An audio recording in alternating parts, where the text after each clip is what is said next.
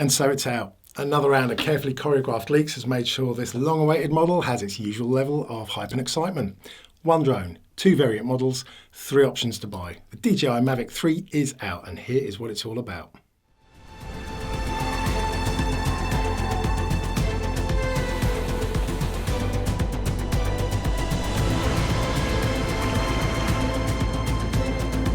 Mavic 3 features a stunning Hasselblad camera with a 4/3 CMOS sensor. With its powerful camera performance, intelligent safety features, and some of our most advanced flight technologies ever, the new DJI Mavic 3 is a must-have for professional content creators. This is imaging above everything. This is DJI Mavic 3. Hello, I'm Ian and I play with drones, and I have a fair few to be honest, but today I'm talking about the new DJI Mavic 3. Not the 3 Pro mind, that has lost its label now. The new Mavic 3 has been launched by DJI and is very much aimed at the top of the prosumer market, perhaps a little bit more by its price rather than its actual specs. But anyway, look, let's go through the main details. It's definitely an upgrade from the 2 Pro. But in truth, I think it's more a list of improvements rather than obviously a complete redesign, despite the new gimbal. First off, you've got the two variants, two models. You've got the standard Mavic 3 and the Cine version. And of the standard version, you can buy the basic package of drone plus remote plus single battery. It's the cheapest option, still in at an incredibly hefty £1,879 or $2,199.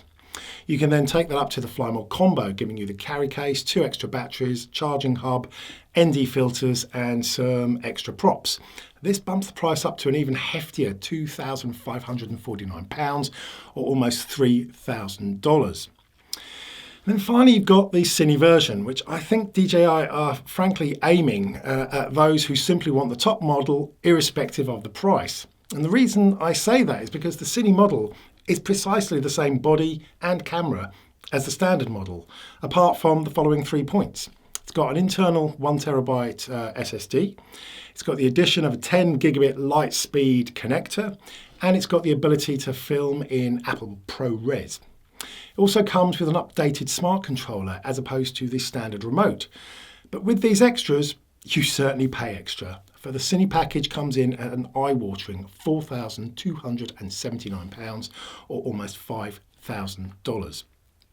Now look, I will be going through the main specs of the Mavic 3, but to be clear, the Cine version is in every aspect the same model as it's the same Hasselblad camera, the same physical specs. You are literally paying £1,700 or $2,000 more for 1TB of internal memory, Apple ProRes video format, and a different remote.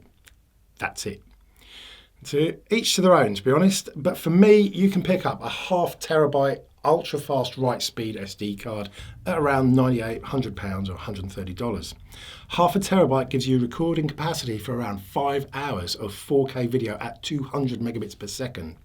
The new smart remote looks disappointingly similar to the existing smart controller that is now over 2 years old. I was really looking forward to a larger screen and a radically different smart controller, and this isn't giving me that. So for me, I am really struggling to see the justification for the Cine version at all, and that is why I will be going for the standard Fly More combo to review on this channel. That gives me the main drone, it'll give me the extra batteries and the NDs and the nutty little carry case to store it all in. But anyway, look, that's the money. Let's do a very quick run through of the key specs, because there are some changes. The most obvious feature is the twin camera, which is a first for DJI's folding drone range. But as said, I think it's more an improvement rather than a huge leap. The main camera is a Hasselblad camera sporting a 4/3 or a 1 1/3 inch 20 megapixel sensor. It still shoots 20 megapixel stills, so it can easily be argued that there's very little upgrade at all for still photography apart from the larger sensor. Video does get a bump up though. It can now film up to 5.1K at 30 frames per second. It can do 4K video at 120 frames per second, and it can do 1080 right up to 200 frames per second for ultra slow-mo. You get the H264 and the 265 modes for up to 200 megabits bitrate, which is a huge jump in bitrate, to be honest, and therefore the quality of each frame of video. And on the Cine version, as mentioned, you get the ProRes 422HQ option with its impressive 3,760 megabits per second bitrate, hence the need for the internal SSD. Now the camera is a slightly wider field of view on the Mavic 3. It's an 84-degree field of view. That's a 24mm lens. The old 2 Pro was 77 degrees or a 28mm lens. So things are going to appear a little bit further away. And again, like the 2 Pro, you get the variable aperture between f2.8 up to f11, making things easier to adjust in mid-flight, often without ND filters. So, coupled with this wider field of view main camera, you now get the secondary Tele Camera, and this is probably one of the 2 biggest features and improvements of the Mavic 3. The Tele Camera is an extra lens and sensor situated above the main camera. It's been given an extremely narrow field of view of just 15 degrees, giving the equivalent of a 161mm lens. That is going to be the equivalent of a 7 times zoom over the main camera. This is, I think, a significant zoom. But to be clear, it's an optical zoom. Even though it's a fixed lens, it is only a 12 megapixel sensor. It's a half-inch sensor. So whilst you can get 12 megapixel stills and 4K video, I personally wonder how the quality is going to drop, and as such, how useful will this feature be? That said, I think the zoom will be almost certainly a useful feature. Each of the 2 cameras offers a 2 or 4 times digital zoom as well, meaning you can do a 4 times digital zoom on the Tele Camera, giving you right up to a full 28 times zoom. As said though, it's a digital zoom on a smaller sensor. I doubt it will be a great picture that you will end up with. But anyway, some testing will tell. But I think, yeah, maybe a bit more of a gimmick than a genuine feature you're going to use.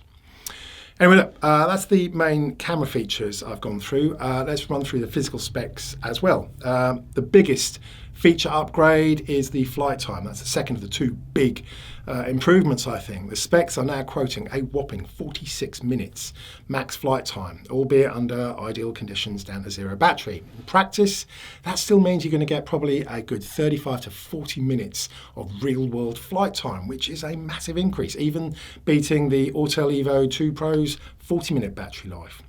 Top speed has been marginally increased. It's up a couple of miles per hour to 47 miles per hour or 21 meters per second. But it does have significantly faster ascent and descent speeds.